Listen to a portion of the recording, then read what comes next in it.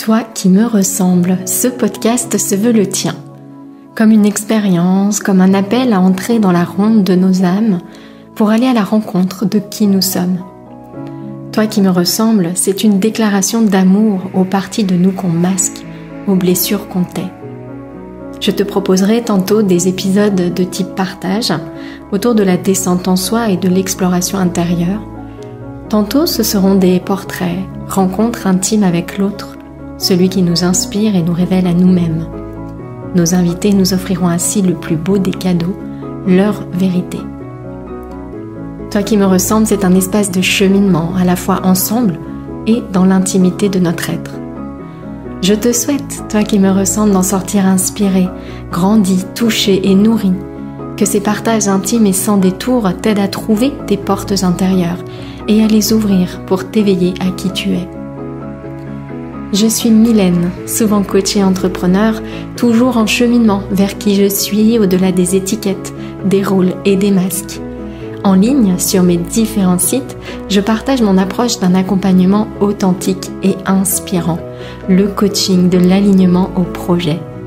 Que tu cherches à vivre une vie qui te ressemble, à créer une activité alignée à tes valeurs, ou que tu sois à la recherche d'une école de coaching qui va au cœur de l'être, tu trouveras sur mes sites toutes les infos sur mes propositions.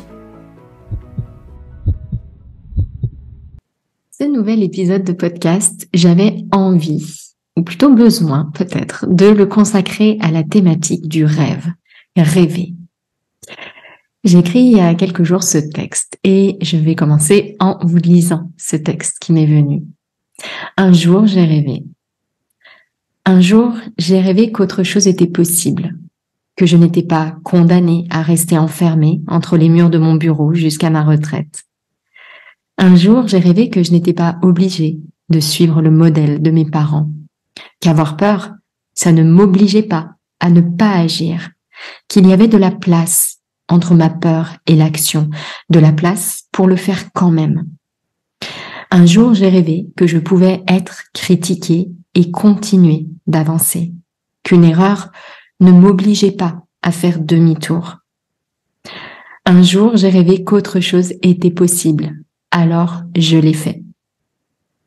Et vous reconnaissez ici la citation de Mark Twain, ils ne savaient pas que c'était impossible, alors ils l'ont fait. Et entre ne pas savoir que c'est impossible et rêver, il n'y a qu'un pas. On va revenir vraiment sur cette place très précieuse du rêve dans notre cheminement personnel, dans notre cheminement spirituel. Le rêve dans notre société est plutôt mal vu. Il faut dire ce qui est. Quand on dit de nos enfants qu'ils sont rêveurs, ça veut dire que ils posent un peu souci. Ils ne rentrent pas dans les cases. Ça risque d'être difficile pour cet enfant, qu'il a du mal à avoir les pieds sur terre, à être connecté à la réalité des choses.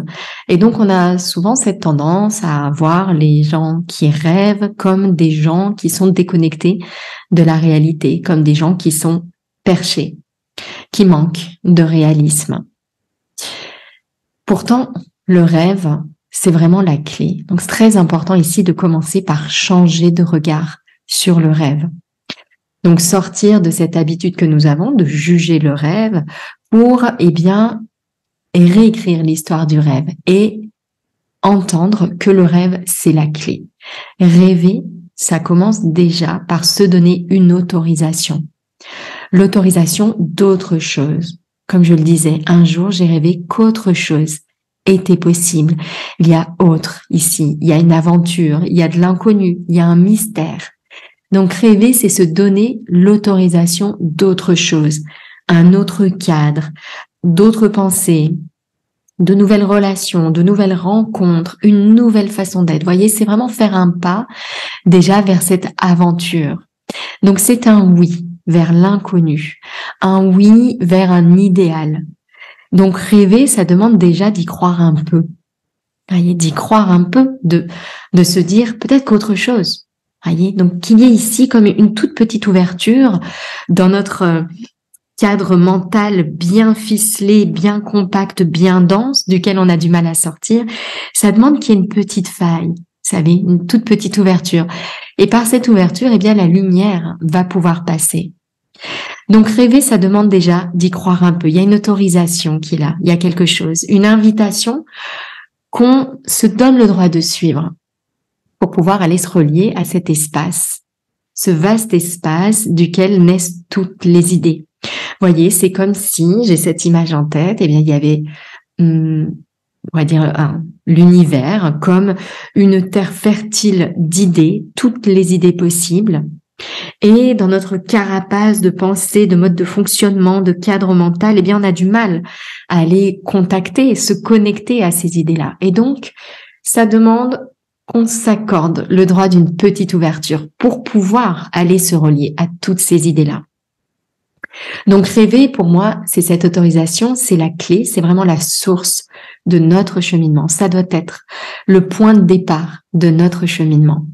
Mais ça n'est pas que la source. Pour moi, rêver, c'est aussi le chemin pour rester relié à ce qui nous anime, rester relié à ce grand pourquoi, à ce grand rêve qu'on poursuit.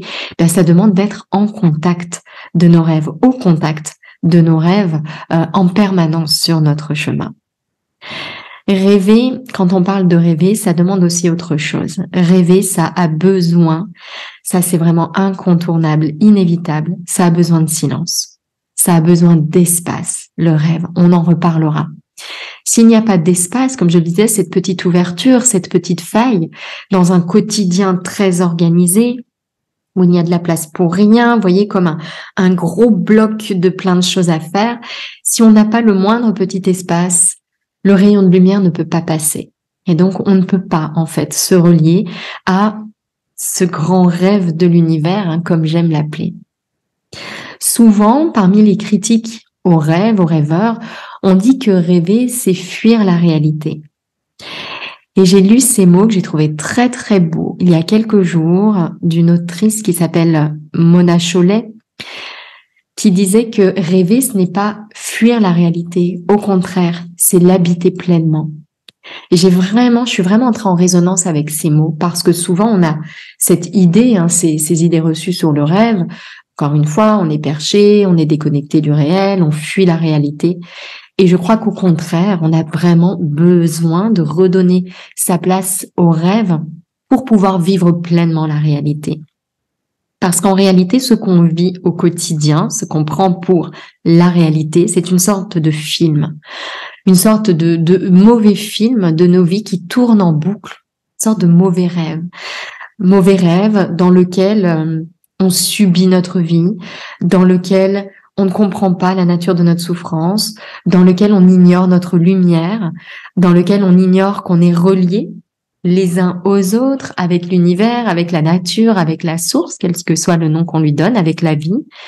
On ignore tout cela. Et donc, la place du rêve ici, justement, c'est de sortir du film de nos vies, du mauvais rêve de nos vies, pour aller, se relier à ce grand rêve de l'univers et pouvoir nous installer en réalité pleinement dans la réalité. Et pour moi, le rêve, c'est vraiment le préalable à tout cela. Dans notre cheminement personnel et spirituel, avant d'être soi, il faut pouvoir rêver ce nouveau soi, rêver cet idéal de soi, avoir cette vision de soi. Avant de créer une vie différente, il faut la rêver. Il faut qu'à un moment donné, on ait laissé un peu d'espace à une nouvelle façon d'être, nouvelle façon de vivre, un nouveau lieu, un nouveau métier, un nouveau cadre, une nouvelle façon d'être avec nos émotions. Avant d'inventer quelque chose, les inventeurs, les grands créateurs ont commencé par rêver ce qu'ils avaient envie de découvrir, ce qu'ils avaient envie de trouver. Pareil à l'échelle du collectif, avant de pouvoir changer des institutions, réformer un système en profondeur, il faut rêver un nouvel idéal. Si on part simplement de l'existant, sans laisser passer encore une fois la lumière, on va rester dans les problèmes que ce mode de fonctionnement existant a lui-même créé. À un moment donné, il faut pouvoir sortir, repartir d'un tableau vierge, d'une feuille blanche, pour pouvoir réformer les choses en profondeur, transformer en profondeur et créer les choses à notre image. Donc rêver, d'abord, ça va permettre de sortir d'une réalité malade, on pourrait dire que ce soit la réalité de notre vie en tant qu'individu ou de nos institutions dans l'espace collectif, et ensuite rêver pour rentrer en contact avec qui l'on est. Donc pour moi, rêver, c'est vraiment sur ces deux aspects-là. C'est à la fois un acte de résistance, dire non, sortir de ce qui ne nous convient pas, et puis en même temps un acte d'amour, dire oui et entrer en contact avec ce qui nous appelle en profondeur. Alors, je me suis rendu compte en préparant cet épisode que je ne parlais pas beaucoup en réalité des rêves que l'on fait la nuit. Puisque souvent, quand on parle de rêver, on entend d'abord ces rêves que nous faisons. Alors, quid de ces rêves que nous faisons, de ces expressions de notre inconscient?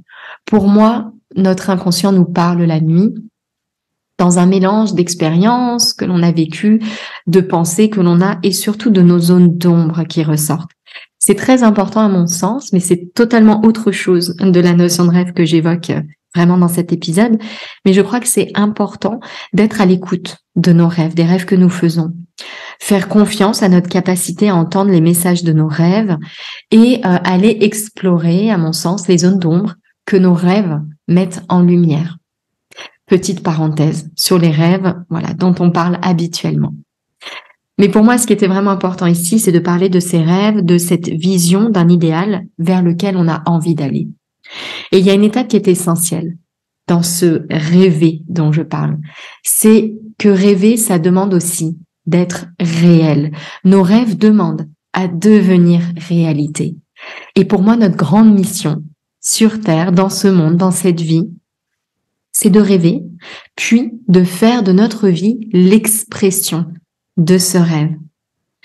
Donc rêver depuis notre espace de silence intérieur pour contacter le grand rêve de l'univers, ce grand rêve d'amour, ce grand rêve de lumière. Et ensuite rêver, ça doit être suivi de rendre le rêve réel, d'en faire un rêve concret. On dit rêver réalité. Allez, c'est vraiment de faire redescendre ensuite ce rêve dans la matière, en activant notre pouvoir de créer, notre pouvoir de choisir par chacun de nos choix, de pensée, de paroles, de comportement, de métier également, d'attitude, à tous les points de vue de création, et bien de rendre ce rêve réel. Donc moi, je pars vraiment de cette idée dans mes accompagnements, ce grand paradigme, on va dire, dans lequel je baigne. C'est qu'en nous, il y a un grand rêve. Il y a un grand rêve qui est le rêve de l'univers qui passe par nous. Et si on ne l'écoute pas, on souffre, on tourne en rond. Les mêmes expériences désagréables s'offrent à nous. On sent une sorte d'insatisfaction, un voile, un malaise en profondeur, un vide au fond de nous. C'est comme si notre cœur était blessé, était en souffrance parce que nous ignorons justement ce grand rêve qui est là.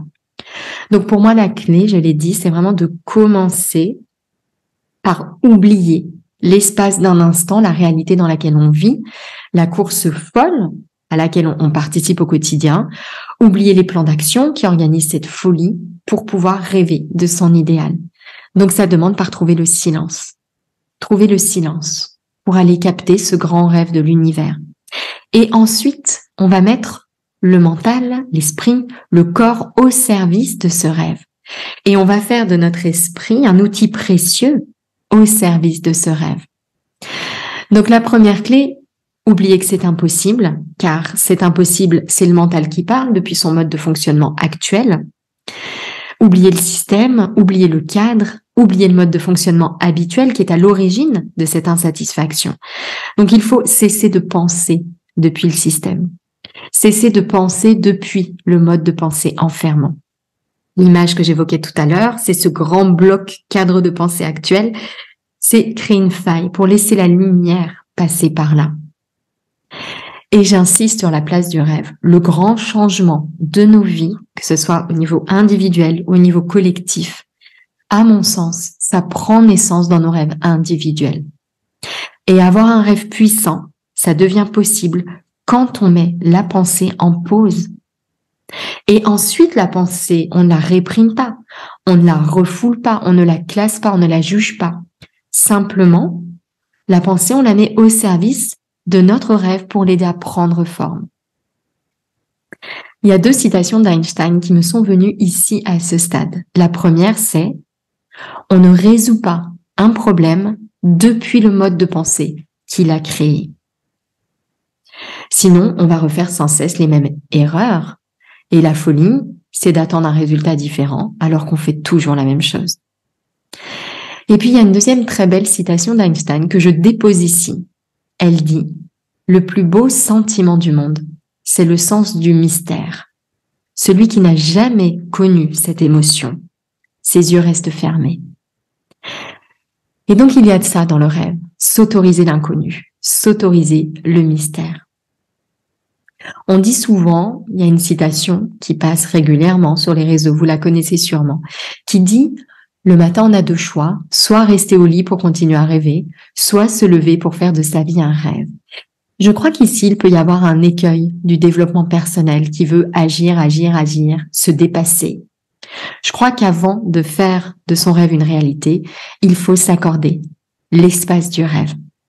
Donc pour moi, la première étape, maintenant je vais synthétiser ce chemin vers un rêve qui deviendra réalité, un beau rêve, un grand rêve. La première étape, c'est redonner sa place, sa juste place, leur juste place à nos rêves. C'est l'objet de ce podcast, de cet épisode. C'est l'objet du magazine Grain que je viens de parcourir sur le thème du rêve et qui m'a inspiré ce thème d'une certaine façon. Ici, c'est vraiment réaliser l'importance de sortir de la réalité, entre guillemets, dans laquelle nous sommes aujourd'hui. C'est comme un mauvais rêve, c'est comme un film qui tourne en boucle, sans conscience, sans lumière, sans grand sens en réalité, sans connexion. Vous voyez, comme si on était perdu dans une course folle individuelle, dans nos illusions. Et donc vraiment la première étape, c'est redonner leur juste place à nos rêves. Ça demande ici de changer de paradigme. Donc de se nourrir de tout ce qui redonne une juste place à nos rêves. Pourquoi c'est si important de rêver? La deuxième étape, pour moi, elle est essentielle et je suis vraiment en plein dedans en ce moment. C'est aussi ce qui m'a inspiré ce thème d'épisode rêver. C'est vraiment de se donner l'autorisation, se donner le droit au silence, s'accorder le droit de faire une pause. Ça demande de sortir de ce personnage de Madame Pressée ou de Madame Travail. Vous savez, avec ces injonctions, ces messages tyrans qu'on a reçus, il faut se dépêcher dans la vie. Le temps, c'est de l'argent, faut aller vite, faut pas perdre de temps. Et cet autre message tyran qui est la vie, c'est dur, faut travailler dur, faut faire des efforts pour mériter, etc. Et donc ici, il faut faire un pas de côté et s'accorder, au contraire, le droit au silence, le droit de faire une pause. Alors ça devient plus facile si on a suivi la première étape, à savoir s'immerger dans l'idée que le rêve a sa place dans notre chemin, que nos pauses sont précieuses sur notre cheminement, que s'arrêter, ça ne veut pas dire qu'on recule. Au contraire, on est en train de mûrir la prochaine étape. Donc ça, c'est vraiment la deuxième clé pour pouvoir redonner leur place à nos rêves et cheminer, on va dire, en lien direct avec ce grand rêve intérieur. S'accorder le droit au silence, le droit de faire une pause. Donc en ce moment, pour moi, c'est vraiment une priorité parce que je me suis aperçue que même si tous les indicateurs étaient au vert autour de moi, à l'intérieur, au fond de moi, je baignais toujours dans Madame Pressée et Madame Effort ou Madame Travail. Et donc, pour avancer, nous avons besoin de nous arrêter. Il faut de la place pour la lenteur, car il faut de l'espace pour sortir de l'illusion de notre vie, sortir du film de notre vie et contacter ce nouveau grand rêve qui nous appelle au fond de nous. Troisième étape, une fois qu'on s'est accordé pleinement ce droit, c'est très facile de l'incarner dans nos actes. On croit souvent que c'est comment s'accorder du temps et du silence et de l'espace qui est difficile. C'est pas le comment qui est difficile. Ce qui est difficile, c'est la deuxième étape. Est-ce que je m'accorde pleinement ce droit? Si je m'accorde pleinement ce droit, alors ça devient une priorité. Et le comment, c'est juste une façon d'y arriver. Et c'est pas bloquant. Donc, troisième étape, une fois qu'on s'est accordé ce droit, eh bien, l'incarner dans nos actes, faire moins, alléger notre vie. Mais encore une fois, si on pose pas l'intention, ça marche pas. On a l'impression qu'on n'y arrive pas, qu'on n'a pas le choix, qu'on ne peut pas. Et ça, je l'entends tous les jours. Je propose une conférence qui est diffusée très régulièrement et où je dis que la première étape, justement, c'est cette décision. Et là, j'ai toujours des résistances. Oui, mais moi, je ne peux pas. J'ai un travail à temps plein. Je suis maman solo. Je suis étudiante. J'ai des examens, etc. C'est que la deuxième étape, même la première étape, n'est pas suivie. La deuxième étape non plus, en réalité. Parce qu'une fois que les deux là sont suivis, la troisième, elle est simple. Juste, on fait les choix qui sont alignés avec cette autorisation. Quatrième étape ensuite, une fois qu'on a cet espace, comment est-ce qu'on redonne toute sa place à notre rêve intérieur en se laissant guider par nos vibrations? Ce qui me fait vibrer au quotidien, ce qui me nourrit, ce qui m'appelle, la rosée de ma conscience. Les personnes, les citations, les livres, les images, les musiques, les formations. Formations car il y a des aptitudes à réapprendre.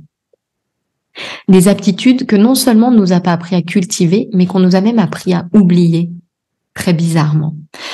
Donc ici, c'est important de se laisser guider par ces vibrations, d'aller vers les personnes qui nous nourrissent au moment de notre cheminement, à cet instant précis, qui évolueront peut-être, mais vraiment se placer dans cette écoute et ce ressenti de ce qui est vibrant pour nous. Cinquième étape, ensuite, libérer peu à peu les zones d'ombre qui nous empêchent de rêver. Les zones d'ombre, peur, doute, questions, croyances. J'évoquais tout à l'heure les messages tyrans, Madame pressée, Madame effort, qui nous maintiennent dans un état de vibration bas, qui nous empêchent de nous accorder toute la liberté de laisser la vie circuler à travers nous. C'est ici ce grand oui dont on a besoin. Donc ces zones d'ombre, c'est comme plein de petits noms plus ou moins denses qui empêchent en fait ce grand oui de nous guider. Donc ça, c'est vraiment un travail à faire en parallèle de je me laisse guider par mes vibrations d'un côté et de l'autre, je libère peu à peu tout ce qui m'empêche de me relier à ces hautes vibrations. Et enfin, la sixième étape de ce chemin, eh bien, c'est d'incarner ce rêve. Le rêve n'a de sens que s'il est incarné dans la matière. Alors souvent ici, il y a des résistances, il y a des questions. Oui, mais c'est impossible. Oui, mais c'est compliqué. Oui, mais il y a ci, il y a ça, etc. Plus le rêve est fort, plus le comment n'est qu'un moyen comme un autre d'y arriver.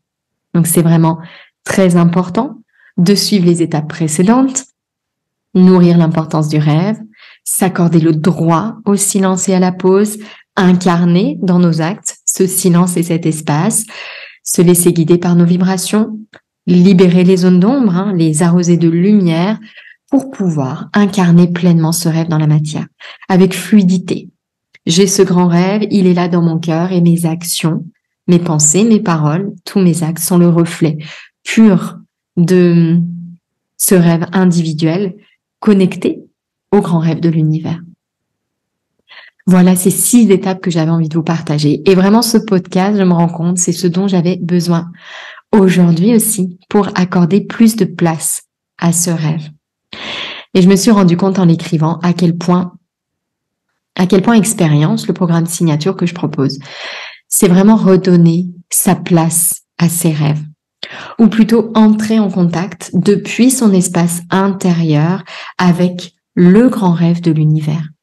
Car depuis cet espace intérieur de silence, tous nos rêves individuels se rejoignent. Tous nos rêves sont faits de la même chose, de joie, d'amour et de paix. Si ce que je vous partage ici résonne, je vous invite à découvrir les infos sur ce programme expérience sur mon site Les Défis Zen.